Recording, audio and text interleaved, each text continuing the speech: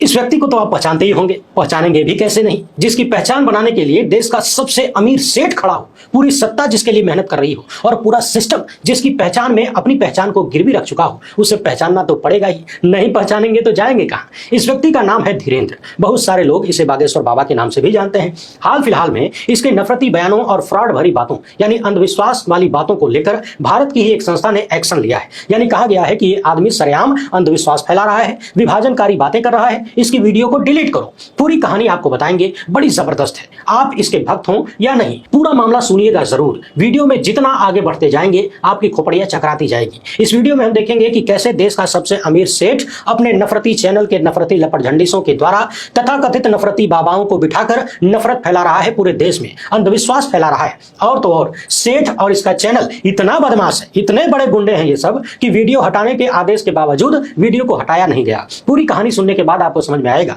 कि किस तरीके से भारत की 140 करोड़ आबादी को टोपी पहनाने के लिए, उन्हें जानवर की तरह हाँकने के लिए बड़े बड़े सेठ पूरी की पूरी सत्ता बाबाओं के माध्यम से एक चक्रव्यूह बना चुके हैं और उसी चक्रव्यूह में देश की बड़ी आबादी फंसी हुई है। एक और बात, धीरेंद्र जितने भी चैनलों में प्रचार करवाने के लिए जाता है अक्सर अपने दादा के दादा यानी सन्यासी बाबा का जिक्र करता है। जिस वीडियो को डिलीट करने का फरमान आया है उस वीडियो में भी इसने सन्यासी बाबा का नाम लिया है और अपने इस सन्यासी बाबा को लेकर इस व्यक्ति ने इतना बड़ा झूठ बोला है, इतना बड़ा झूठ बोला है कि यकीन मानिए जब आपके सामने उसको एक्सपोज करूंगा तो इस वीडियो को शेयर किए बिना आप रह नहीं पाएंगे। मेरी इस तरह की वीडियोस इस तरह के नफरती लोगों के पास अक्सर पहुंच जाया करती है। डायरेक्ट तो कोई रिएक्शन नहीं होता मगर इनके भक्त तरह तरह से डराने की कोशिश जरूर करते हैं। हमारे दर्शक अक्सर पूछते हैं कि आप सत्ता से लगातार सवाल करते हैं, सत्ता की तरफ से धमकी वगैरह नहीं मिलती, लेकिन यकीन मानिए कई साल हो गए सत्ता से जुड़े हुए लोगों ने सीधे तौर पर ऐसा कुछ भी नहीं किया। मगर मैंने अपने चैनल पर अब तक जितने भी बाबाओं को एक्सपोज किया, उनके कारनामाओं पर बात की, लगभग सभी फ्रॉड बाबाओं के लोगों ने किसी न किसी रूप में डराने का प्रयास जरूर किया। अब ये सब कुछ उनके इशारे पर हुआ या उनके भक्त यूं ही बौरा गए, हमको नहीं पता। तो इन सारी बातों की परवाह किए बिना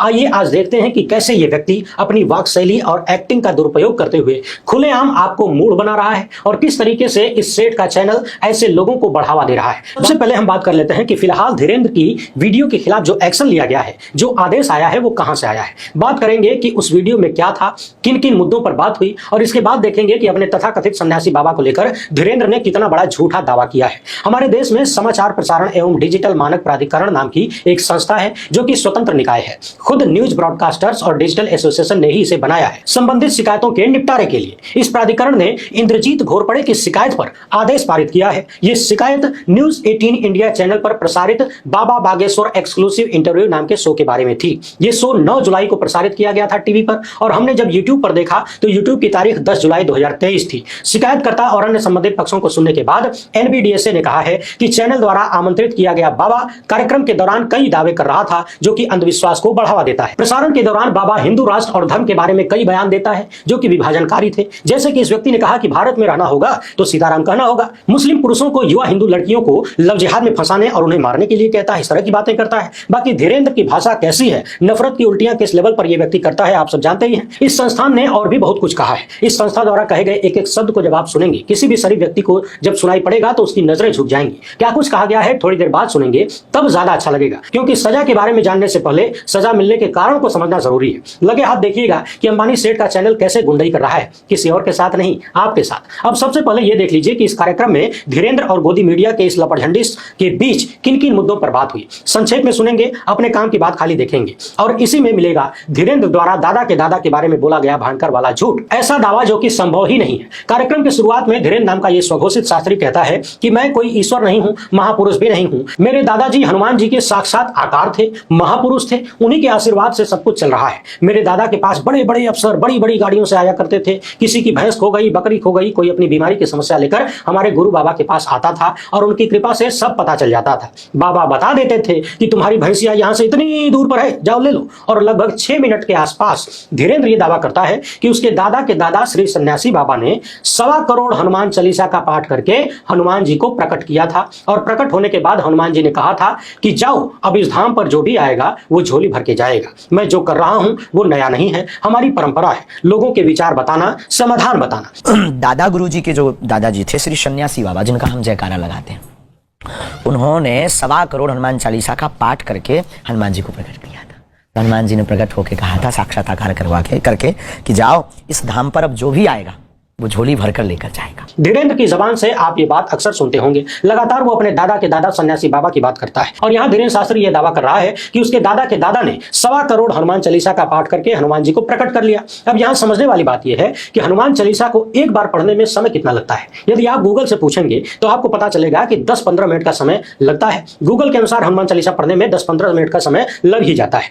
तो अगर हम खाली 10 मिनट का भी मान लें तो 1.25 करोड़ चालीसा का जाप करने के लिए 237 साल से अधिक का समय चाहिए। यह गणित बड़ी आसान है। आप 1.25 करोड़ में 10 का गुणा करें तो टोटल मिनट आ जाएगा, फिर 60 से भाग करेंगे तो घंटे में समय मिल जाएगा, फिर 24 से भाग करेंगे तो दिनों की संख्या मिल जाएगी, फिर 365 से भाग करेंगे तो वर्ष मिल जाएगा। यदि हम 10 मिनट का समय मानते हैं तो 1.25 करोड़ बार चालीसा पढ़ने के लिए 237 साल से भी ज्यादा यानी मोटा मोटी 238 वर्षों की जरूरत होती है अगर आप लगातार चालीसा पढ़ते रहे। लेकिन तभी मेरे दिमाग में आया कि कायदे से पढ़ने में यानी गा के पढ़ने में हो सकता है 10 मिनट लगता हो, किसी को कंठस्थ हो तो वो जल्दी जल्दी पढ़ ले, जय हनुमान ज्ञान गुण सागर जय कपीस तिहुँ लोक उजागर, तो वो 5 मिनट में ही खत्म कर सकता है। तो हमने सोचा क्यों ना 5 मिनट का ही हिसाब जोड़ ले। तो 5 मिनट का समय लगाने पर भी हमें 118 वर्षों की जरूरत होती है। फिर हमें लगा कि हो सकता है बढ़ के प्रकांड रहे हों और तेजी से पढ़ लेते हो, मने मन पढ़ लेते हो, 2.5 मिनट में ही पढ़ लेते होंगे। तो हमने 2.5 मिनट का भी हिसाब निकाला। 2.5 मिनट में भी अगर पढ़ लेते हैं तो कम से कम 60 साल लगातार पढ़ना पड़ेगा। अब सवाल यह है कि धीरेंद्र के दादा कितने साल जीवित रहे कि उन्होंने 60 साल लगातार हनुमान चालीसा पढ़ा। 1.25 करोड़ बार। क्या उनके जीवन में और कोई काम नहीं था? पैदा होते ही बोले कि लाओ भैया हनुमान चालीसा लाओ, हम बैठ के पढ़ेंगे, और पढ़ते पढ़ते 60 साल गुजार दिया। क्या उन्होंने अपने जीवन में और कुछ भी नहीं किया? और यदि कुछ भी नहीं किया तो धीरेंद्र कहां से आ गए? इनका परिवार कहां से आ गया? जाहिर सी बात है पारिवारिक आदमी थे। इस दावे को क्या माना जाए? क्या ये किसी भी रूप में आपको संभव लगता है कि कोई व्यक्ति इतने सालों तक चालीसा पढ़ता रहे, वो भी जिसका अपना परिवार हो, घर बार हो? इस पर्दाफाश पर आप क्या विचार रखते हैं? कमेंट बॉक्स में जरूर लिखिएगा। अब आगे सुनिए धीरेंद्र का आगे का दावा क्या है। ये व्यक्ति कहता है कि ये कोई जादू नहीं है, ये परंपरा है। जो पर्चे पर लिख जाता है गुरु कृपा से यथार्थ हो जाता है, यानी जो सच होता है वो नहीं लिखा जाता है, जो लिख देते हैं वही सच हो जाता है। अपनी बात में दम लाने के लिए ये व्यक्ति रामायण लिखने वाले वाल्मीकि का उदाहरण देता है और तो और अपने बारे में सरासर बकवास दावा करते हुए कहता है कि मैं स्कूल में पढ़ता था तो सभी सहपाठियों का रिजल्ट बता देता था जो आने वाला है। सब पूछते थे कि बताओ हमारा कितना परसेंट आएगा, मैं बोल देता था कि तुम्हारा 55% बन रहा है, मेहनत करो 60% बन जाएगा। शिक्षक कहते थे कि स्कूल मत आया करो, प्रिंसिपल भी बोलते थे कि स्कूल मत आया करो, तुम्हारा नाम नहीं कटेगा। क्योंकि मैं स्कूल जाता था तो कई क्लास के बच्चे इकट्ठा हो जाते थे, लगते थे हाथ दिखाने। यहीं पर यह व्यक्ति बोल रहा है कि अगर हम पढ़ लिए होते तो आज यहां ना बैठे होते।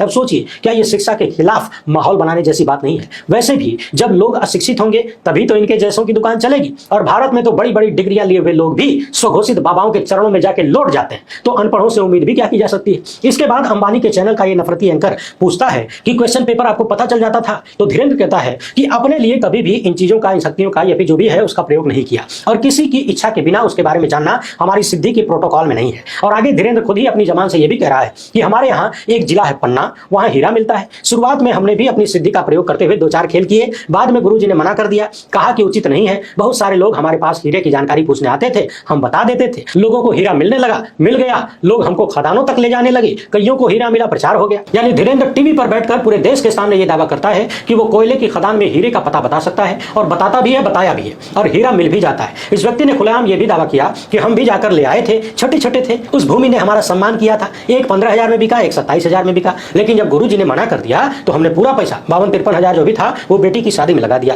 अब 15,000 और 27,000 को मिलाकर 52-53,000 कैसे हो जाता है ये हमको नहीं पता। वैसे यहाँ एक सवाल और पैदा होता है, जमीन के भीतर से तेल निकालने के लिए और तेल का पता लगाने के लिए दुनिया भर की बड़ी बड़ी कंपनियां लाखों करोड़ों डॉलर फूंक देती हैं। क्यों न धीरेंद्र शास्त्री को थोड़े पैसे में अपने यहाँ बुलाएं और तेल का पता लगाएं, करोड़ों अरबों खरबों कमाएं। आगे धीरेंद्र नरेंद्र की भाषा बोलते हुए नजर आता है कि हमारा बचपन अभाव में बीता, यानी गरीब थे, हम बहुत गरीब थे। नरेंद्र कहते हैं कि मेरी माँ दूसरों के घरों में बर्तन धोती थी, और धीरेंद्र कहते हैं कि मेरा भी छोटा मोटा सपना था कि माँ के लिए छोटा सा मकान बने, खाने पीने की उत्तम व्यवस्था हो, बाकी तामझाम। जींस टी शर्ट को पाश्चात्य संस्कृति बताने वाले धीरेंद्र अपने परिवार के लोगों को जींस टी शर्ट पहनने से रोक नहीं पाए। सोशल मीडिया पर इस व्यक्ति के भाई की कई तस्वीरें उपलब्ध हैं जिनमें वो पाश्चात्य कपड़ों को पहना हुआ नजर आता है। वैसे भाई की बात क्या करें, बड़ा कुख्यात है, मगर दावा है कि सनातन को आगे बढ़ाना है और सनातन संस्कृति के कपड़े पहनने हैं। अब यदि सनातन संस्कृति के कपड़ों की बात करें तो हमने जहां तक सुना है सिलाई कटाई तो होती नहीं थी, धोती लपेट के ही लोग रहते थे। बाकी धीरेंद्र के कपड़ों के क्या ही कहने, अपने मुंह मियां मिट्टू बनने की बहुत सारी बातें ये व्यक्ति सरेआम कर रहा है। मगर शर्म की बात यह है कि अंबानी सेठ का ये नफरती एंकर ऐसा कोई भी क्रॉस क्वेश्चन नहीं करता जो कि कोई सड़क छाप आदमी, कोई सामान्य आदमी भी कर सकता है। जो मूड से मूड होगा वो भी कर सकता है, लेकिन ये आदमी बिल्कुल सवाल नहीं करता। और ये इस बात की सिद्धि है कि ये कोई इंटरव्यू नहीं बल्कि प्रचार है, पेड प्रचार है। मुझे पूरा विश्वास है कि ये नफरती एंकर मुझसे ज्यादा पढ़ा लिखा होगा, मुझसे ज्यादा डिग्रियां होंगी, मुझसे ज्यादा ट्रेनिंग लिया होगा, मेरी जितनी उम्र है उससे ज्यादा ये चैनलों में काम कर चुके होंगे महाशय। मगर फिर भी इनके दिमाग में ये बात नहीं आई कि उनके सामने बैठकर ये व्यक्ति कितने इतने बड़े बड़े झूठ फैला रहा है, अंधविश्वास की बातें कर रहा है। इसी कार्यक्रम में यही दोनों कह रहे हैं कि धर्म धंधा नहीं है, जबकि दोनों का धंधा धर्म के आधार पर ही इस कार्यक्रम में चलता हुआ दिख रहा है, क्योंकि इनके धंधे का कोई धर्म नहीं है। आप यदि देखेंगे तो न्यूज 18 नाम के इस चैनल में आए दिन अंधविश्वास को बढ़ावा देने वाली चीजें प्रस्तुत की जाती हैं। आपको ऐसी ऐसी चीजें दिखाई जाएंगी जो इस लोक से अलग दुनिया में लेकर जाएंगी, जिसका धरातल से आपसे कोई लेना देना नहीं होगा। नरेंद्र की तरह धीरेंद्र भी 18-18 घंटे काम करने का दावा करता है, जो कि सतत कर पाना किसी के लिए भी संभव नहीं है। व्यक्ति पगला जाएगा, मर जाएगा। हाँ, यदि कोई परम योगी हो तो बात अलग है, मगर जो परम योगी होगा वो नफरती नहीं हो सकता, वो बड़बोला नहीं हो सकता, वो झूठ नहीं बोल सकता, वो बरगला नहीं सकता, वो ठग नहीं सकता, वो अंधविश्वास नहीं फैला सकता, वो बांटने की बात नहीं कर सकता, वो न्यूज के नाम पर अपना प्रचार नहीं करवा सकता। दुनिया के सुखों दुखों का असर जिसके ऊपर होता है वो योगी नहीं हो सकता। बहरहाल आगे इसी कार्यक्रम में धीरेंद्र ताल ठोक कर कह रहे हैं कि भारत में रहना होगा तो सीताराम कहना होगा, जैसे भारत इनकी बपौती हो। यह व्यक्ति खुलेआम ये भी दावा कर रहा है कि चुनाव परिणामों को लेकर भी ये भविष्यवाणी कर सकता है, यानी पहले ही बता सकता है कि चुनाव परिणाम क्या होंगे। हर जगह से हाथ खड़े हो जाएं तब इनके पास आए, यहाँ समाधान मिल जाएगा। कुछ लोग चाबी ढूंढने आ जाते हैं, कहते हैं कि मेरी चाबी गुम गई। बताइए, हनुमान जी के पास यही काम है, चाबी ढूंढेंगे बैठ के। अब सवाल यह है कि जब तुम्हारी हनुमान जी के ऊपर इतनी चलती है कि तुम उनसे सरेआम मंच पर महिलाओं के अवैध संबंध का खुलासा करवा लेते हो, तो फिर चाबी ढूंढने में क्या दिक्कत है। धीरेंद्र यह भी दावा करता है कि जब तक ओपिनियन पोल से काम चल रहा है तब तक चलाइए, जब काम न चले तो हमारे दरवाजे खुले हैं, आ जाइए। यानी ओपिनियन पोल की जरूरत नहीं है, धीरेंद्र खुद ही सारे ओपिनियन पोल एकदम सटीक अपने दादा के दादा से पूछकर बता सकते हैं। अब ये मत कहिएगा कि न्यूज 18 वालों ने यह बात नरेंद्र मोदी को क्यों नहीं बताई। मामला तो पिछले साल का है, अगर उनको बता दिया होता तो समय रहते नरेंद्र मोदी कोई जुगाड़ बनाते, 240 पर न अटक जाते, नीतीश और नायडू की बैसाखी लेकर न चलनी पड़ती। बहरहाल हम सब जानते हैं कि ये सारी बातें कोरी बकवास हैं, लोगों को ठगने, बेवकूफ बनाने और अपनी जेब भरने का पूरा सिस्टम है। धर्म के नाम पर खुला धंधा है, फ्रॉड का इससे बढ़िया नमूना कुछ हो नहीं सकता। अपनी स्क्रीन पर देखिए, लाइव लॉ की यह खबर है 7 नवंबर 2024 की। इसमें बताया गया है कि 4 नवंबर को टीवी 18 ब्रॉडकास्ट लिमिटेड को एनबीडीएसए द्वारा निर्देश दिया गया कि वो अपने चैनल न्यूज 18 और यूट्यूब से धीरेंद्र शास्त्री, जिन्हें बाबा बागेश्वर के नाम से भी जाना जाता है, का वीडियो साक्षात्कार 7 दिन के भीतर हटा दे, क्योंकि इस वीडियो में धीरेंद्र ने अंधविश्वास को बढ़ावा देने वाले कई दावे किए हैं, हिंदू राष्ट्र और धर्म के बारे में ऐसे बयान दिए हैं जो विभाजनकारी प्रकृति के थे। अब जरा ध्यान दीजिएगा, 4 नवंबर को यह आदेश दिया गया और हम ये वीडियो 12 नवंबर को रिकॉर्ड कर रहे हैं। हो सकता है आप तक बाद में पहुंचे, और जब तक ये वीडियो रिकॉर्ड हो रही थी तब तक न्यूज 18 इंडिया के यूट्यूब चैनल से ये वीडियो हटाया नहीं गया था। यूट्यूब से वीडियो डिलीट करने में अधिकतम 15 से 20 सेकंड का वक्त लगता है। एनबीडीएसए ने 7 दिन का वक्त दिया, मगर इसके बाद भी अंबानी सेठ का ये चैनल, इसकी गुंडाई देखिए, 7 दिन गुजर जाने के बाद भी इसने वीडियो को डिलीट नहीं किया।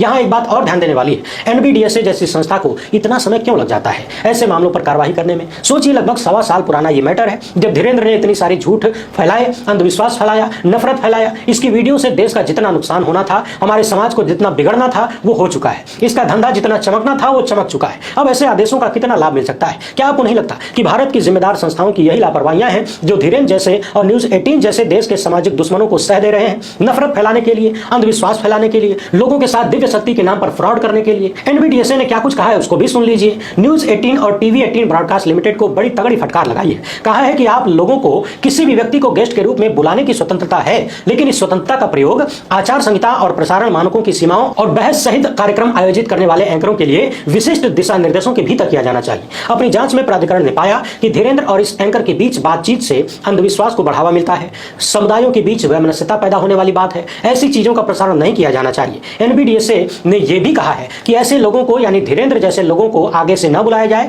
जिन्हें अंधविश्वासी प्रथाओं को आगे बढ़ाने वाला माना जा सकता है। इन्हें निर्देश दिया गया है कि वेबसाइट या यूट्यूब पर यदि अभी भी ये वीडियो उपलब्ध है तो उसको हटा दिया जाए, वो भी 7 दिनों के भीतर। इस कार्यक्रम में धीरेंद्र ने दावा किया कि वो अपनी अलौकिक शक्तियों का उपयोग करके हीरे ढूंढ पाया है, तो उसके पास चुनाव परिणामों की भविष्यवाणी करने की शक्ति है। ये सारी बातें एनबीडीएसए के दिशा निर्देशों के विरुद्ध है कि ब्रॉडकास्टर्स ने ही तो मिलकर इस संस्था को बनाया है। क्या इन्हें नहीं पता कि दिशा निर्देश क्या है? और क्या इन्हें 10 साल से नहीं पता है कि दिशा निर्देश क्या है? और जब ये सारे आदेश भी आ चुके हैं, डांट फटकार लग चुकी है, जब सेठ के इस चैनल को वीडियो हटाने का निर्देश भी दिया जा चुका है, चेतावनी मिल चुकी है, फिर भी न्यूज 18 सुधरा नहीं। अभी 2-4 दिन पहले का ये वीडियो है, इसमें अंबानी के इसी चैनल पर एक दूसरा लपड़ झंडिस दावा कर रहा है कि इसके चैनल का पत्रकार धीरेंद्र के दिव्य दरबार में गया और तरह के तामझाम करके फिर से ये चैनल यही दिखाने की कोशिश कर रहा है कि धीरेंद्र कोई दिव्य आदमी है, उसके पास अलौकिक शक्ति है, जिससे लोगों में धीरेंद्र को लेकर विश्वास पैदा हो और लोग अंधविश्वास के शिकार बने। यानी चैनल खुलेआम देश की जनता को ठग रहा है, उनके साथ फ्रॉड कर रहा है। सोचिए, कोई व्यक्ति टीवी चैनल पर यह दावा करे कि मेरा आदमी वहां गया, मेरा रिपोर्टर वहां गया,